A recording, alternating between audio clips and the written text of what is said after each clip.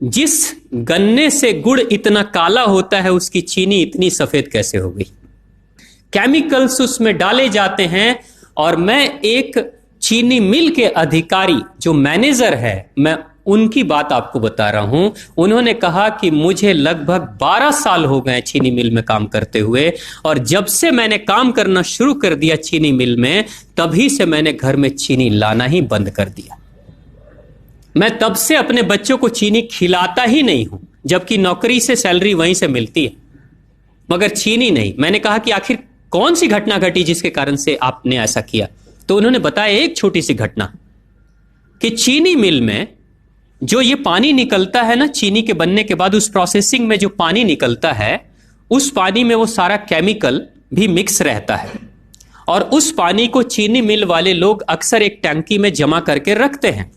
ये सभी चीनी मिल वालों के पास में होता है, आप भी कभी जाएंगे तो आपको भी पता चलेगा। वो टंकी में वो पानी रखा जाता है, लेकिन रोज रोज प्रोसेसिंग हो रहा है, रोज चीनी बन रही है, रोज बहुत सारा पानी आ रहा है, तो आखिर कब तक? एक टंकी की क्षमता है ना, कितने दिनों तक वो टंकी खाली रहेगी? भर जाती है, भरेगी तो फिर क्या करेंगे? खाली करना है।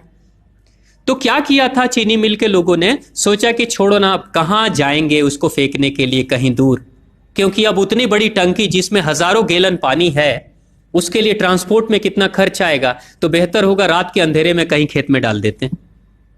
क्योंकि जनरली फैक्ट्रियां तो होती हैं ऐसे ही बिराने में, तो कहीं डाल देते किसी खेत में, क्या पता चलेगा पानी है कि चीनी मिल का पानी है, क्या है। तो ये सोचकर मैनेजमेंट वाले लोगों ने रात में ही उस पानी को खेतों में छुड़वा दिया, और नतीजा यह हुआ कि उस खेत की सारी फसल जल गई, मिट्टी बंजर हो गई।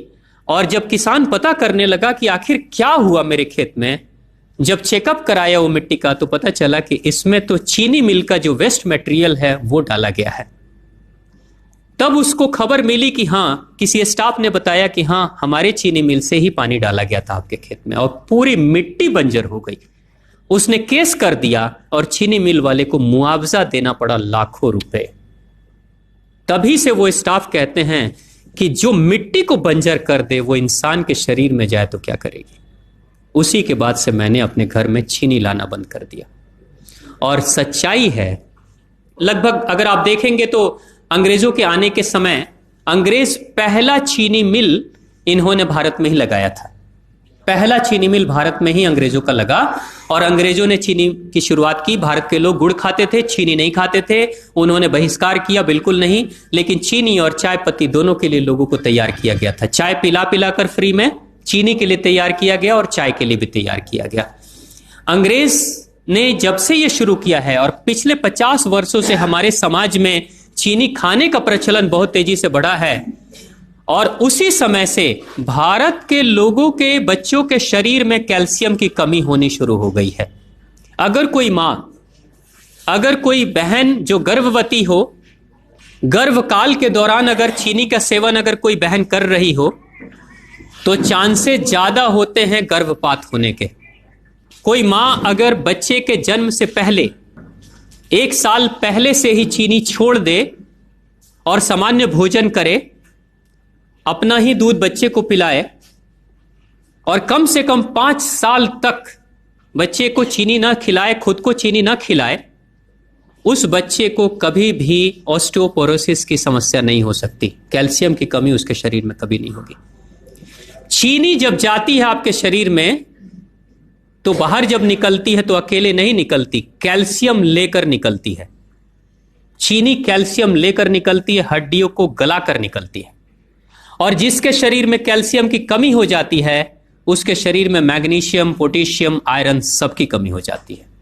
कैल्शियम वो तत्व है कि जिसके शरीर में कम हो जाए, सारे तत्व कम हो जाएंगे। और कैल्शियम की कीमत पे चीनी हम खाते हैं। भारत, पाकिस्तान, बांग्लादेश, नेपाल, ऐसे कुछ देशों के अलावा दुनिया के बहुत सारे ऐसे राष्ट्र हैं जहां चीनी का इस्तेमाल ही नहीं होता। आज भी चीनी खाते नहीं, बहुत सारे देश नहीं खाते बिल्कुल। आप गुड़ खाया करिए, वो ज्यादा बेहतर है, चीनी को छोड़िए।